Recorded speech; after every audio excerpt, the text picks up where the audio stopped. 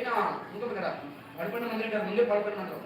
నల్లత్రాసు రావడంతో ఏదో సప్పుడు వల్ల అతనికి రక్షించబడ్డాడు. ఆ నల్లత్రాసు రావడంలో ఏదో సప్పుడు వల్ల అతను రక్షించబడ్డాడు. లేదంటే క్షణంలో అతనికి ఆ పాము కాటు వేసింది.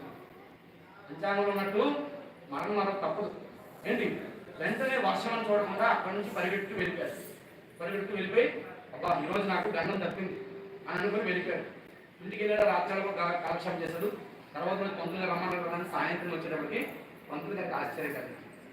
ఇతను చూస్తే పంచాంగంలో మృత్యు ఉంది, ఎలా ఇంకా బయటపడ్డాడు అని మనసులో అనుకుంటూ, నాయన నీ వెళ్ళేటప్పుడు ఏమేమి జరిగిందో ఒకసారి చెప్తావా, ఆయన నీ వెళ్ళేటప్పుడు ఏమేమి జరిగిందో చూస్తావంటే, స్వామి నేను వెళ్తూ మధ్యలో వర్షం రావడం వల్ల నేను పాడుపడి గుడికి వెళ్ళాను. గుడికి చూసిన తర్వాత ఇప్పటి నుంచో అది చాలా ప్రతికాలైన దేవాలయము, ఈ రోజు అలా పాడుపడినట్టు అనిపించింది. ఏంటి చాలా నాకు బాధ అనిపించింది. నాకు ఎన్నో సార్లు నుంచి నేను నా మనసులో అనుకునేవాడు ఎంత ప్రతికల మందిరం ఈరోజు ఏంటి పరిస్థితులు అయిందని. అదే నా దగ్గర సంపదలు ఉంటే నేను దీనికి మార్పు చేసుకుంటాను కదా, అభివృద్ధి చేస్తాను కదా అనుకున్నాను. అందులో ఒక కాలం నాకు కూర్చుంది, నాకు పాటు వేయబోయిను. అందులో నేను తప్పుకొని నేను వెళ్ళిపోయాను బయటికి. ఆ రాత్రంతా కూడా నాకు నిద్ర పట్టలేదు. ఏంటి జరిగిందని అనుకుంటూ నేను ఈరోజు సాయంత్రం మీరు రమ్మన్నాను కదా, దానికోసం వచ్చాను. చూడండి, ఆ ఒక్క ఆలోచనే అతను రక్షించబడింది. దేవాలయాన్ని పునరుద్ధరించాలనే ఉద్దేశం ఉందే, ఆ ఉద్దేశం అక్కడ రక్షించింది. మన ఆలోచన మనకు బాగుంటాయి అనుకోండి, మనకు వచ్చే సమస్యలు కూడా అనుకోకుండా పరిష్కరించబడతాయి. మనకు వచ్చే సమస్యలు మన కాబట్టి ఎవరికి వస్తాయి? సమస్య కోసమే మనం పుట్టాము. మనం పుట్టడమే పెద్ద సమస్య ఏంటి. పుట్టినప్పుడు అంటే ఈ రోజు మనం చెప్పాలంటే తల్లి బతుకుతుందో లేదో, పిల్లలు బతుకుతున్నాడో లేదో చెప్పలేదు. అంటే అలాంటి పరిస్థితి ఆ రోజు అడగలేదు.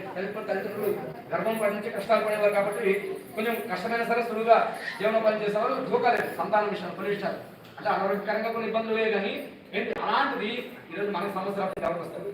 కానీ పరిష్కారం కోసం అతనికి లెక్కల మేషన్నారు. లెక్కల గురించి మనకి సమస్య వచ్చిందనుకోండి, లెక్కల మేషాల దగ్గరికి వెళ్తే లెక్కల సమస్యలు పరిష్కరిస్తారు. అదే సైన్స్ మాస్టర్ దగ్గరికి వెళ్ళాలనుకుంటే సందేహం ఉంటే సైన్స్ పరిష్కరిస్తారు. మన జీవితానికే పెద్ద మాస్టర్ గారు ఏంటి, గురు బ్రహ్మ గురు విష్ణు గురుదేవో మహేశ్వర గురు సాక్షాత్ పరబ్రహ్మ తస్మై శ్రీ గురువే నమః. మనలో సమస్యలు వచ్చినా సరే ఎలాంటి సమస్యకైనా పరిష్కారం దొరికేది. అన్ని సబ్జెక్టుకి ఒకే గురువు. అతన్ని మనసారా ప్రార్థన చేసామనుకోండి, సమస్యకి పరిష్కారం తప్పకుండా జరుగుతుంది. ఇదే నేను చెప్పేది మరేట్లేదు. మానదానం తీసిన తర్వాత కూడా భగవంతుని స్మరణ చేసుకుంటూ నారాయణ నారాయణ నారాయణ ఇష్టదైవం ఏదైనా రామ కృష్ణ గోవింద. ఇంకోటి ఏంటంటే ముఖ్యంగా చెప్పవలసింది, రేపు 3వ వైకుంఠ ఏకాదశి ఎలాంటి పర్వదినమో, ఎల్లుండి 11వ తేదీ శనివారం కూడా అలాంటి పర్వదినమే. ఏంటంటే ఒక విశేషం ఏంటంటే శని త్రయోదశి.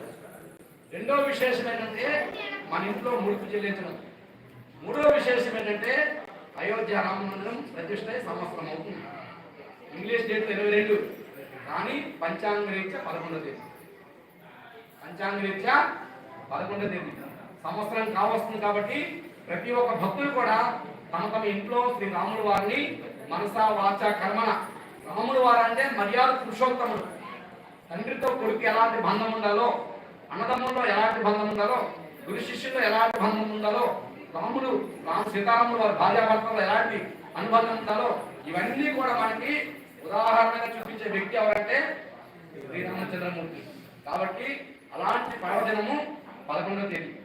10వ తేదీ ఎంత పర్వదినమో అదే విధంగా 11వ తేదీ కూడా మనమంతా కూడా భక్తి శ్రద్ధలతో శ్రీరాముల వారిని మనసా వాచ కర్మణ అయోధ్య రామ మందిరం ప్రతిష్ఠ అంటే కుంభాభిషేకం అంటే వారం 10 రోజుల ముందే ఇంటికి లక్షలు ఇచ్చాము. మొన్న ఇచ్చినట్లే ఉంది సంవత్సరం అయిపోయింది. అంతేనా? మొన్న ఇంటికి వచ్చి రాముల వారి చిత్రపటం ఇంటికి వచ్చింది, అక్షరం తీసుకున్నాం అని నాకు అనిపించి సంవత్సరం అయిపోయింది. అదే స్వామివారి తరగ అనుగ్రహం ఎలా అయిపోతుందో తెలియదు.